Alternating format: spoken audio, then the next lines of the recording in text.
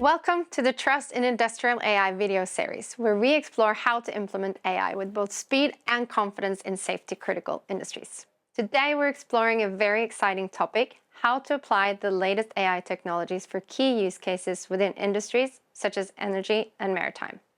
I'm your host, Martine, and joining me today are two of our AI experts here at DNV, Abdillah and Luca. Welcome to both of you. Thanks, Martina. It's great to be here. Thank you, Martine. Happy to be here. So I think the first question will go to you, Luca, and that is what AI technologies are best suited for different use cases within critical infrastructures? Absolutely, Martine. When talking about critical infrastructures, we're effectively talking about industries such as energy, transportation, food and agriculture, and the likes. Each of these sectors experiences its own unique challenges and needs, and as such, AI solutions to be entertained in these sectors ought to be contextualized to these challenges, needs, and to the specific case at hand. In the maritime industry, where I work as a data scientist, there are various trends, among which, for instance, a trend towards predictive maintenance, and that alone touches upon very many use cases that relates to AI and machine learning. We have, for instance, a need to predict when a next failure may possibly happen. In that situation, that we may use, for instance, models that operate on time series data. We may have a need for contextualizing data feeds coming from sensors. And in that respect, we may use traditional machine learning models to operate that contextualization. So we really have a large and broad spectrum of different use cases, just in the maritime industry, for instance, that could be effectively served by AI technologies. And then we have the latest breed of models arising from deep learning, things for models such as transformers, like ChatGPT, or convolutional neural networks that are proven to be very effective, for instance, at enhancing interactions between users and IT or content, digital content, for instance, or tasks such as computer vision, image processing, and so on. Very exciting. So a lot of potential in the maritime industry. Indeed. And are you working on any specific exciting projects right now?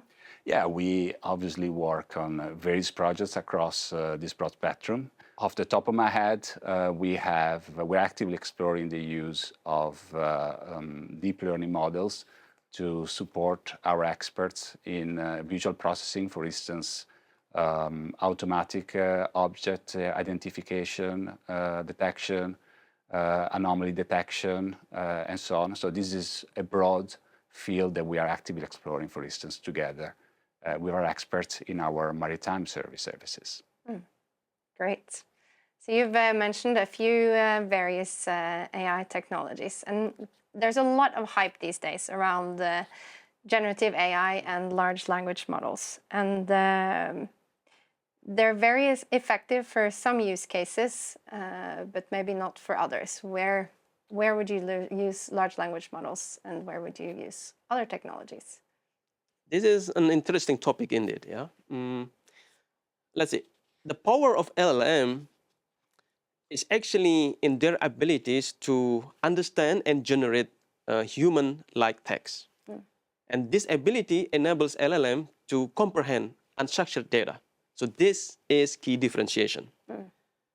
Now, when we talk about application of AI for safety critical infrastructure, we usually think about traditional machine learning, where it processes structured data.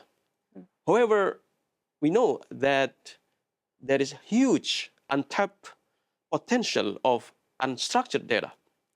Now you imagine what we talk here is about design engineering report, for example, maintenance log, even design specification, and even email communication, and also incident reports, and many more. So imagine the time when industries start to crunch all this unstructured data. There will be a lot of opportunities. That's exciting. So what you say then is you combine that with other technologies such as machine learning. You got it right. Well, actually combining LLM and semantic technologies. I can give you a real example on this. Let's see. when managing the energy grid, the energy companies can have a more robust and reliable system for managing energy grid by combining LLM and semantic technologies. And in practice, this means that LLM can use the structured information framework that is provided by semantic technologies to represent its grid elements, their relationship, and more accurate operational data. So we in DNV, we have been dealing with this for quite some time with the machine learning. Now we're also focusing more and more on the generative AI. So by combining LLM and semantic technologies, LLM enable the operators to have more accurate insight and more useful recommendation by simply using natural language. So it's about combining the various technologies for the right use cases. Yes, just like an orchestra. That's great. So you've talked about a lot of interesting technologies and how to match them with use cases. But I'm sure a lot of our listeners are wondering, how to get started. So what would be your advice here, Abdillah? Okay. My advice would be start from your pain point, start from your problem and your goal.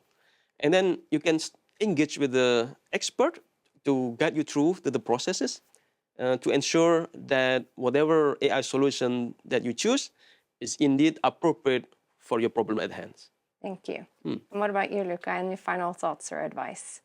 I just want to emphasize that AI is obviously a very powerful tool, and as such must be handled with care, must be implemented thoughtfully and responsibly. So there is a fine balance there, and we at DNV are committed to help our customers strike that fine balance when it comes to their own needs and use cases. Well, thank you so much, both of you, for sharing your insights with me and our listeners. And thank you for tuning in. If you have any questions or want to learn more about how we at DNV can support you with safe application of industrial AI, then please visit our website. Thank you.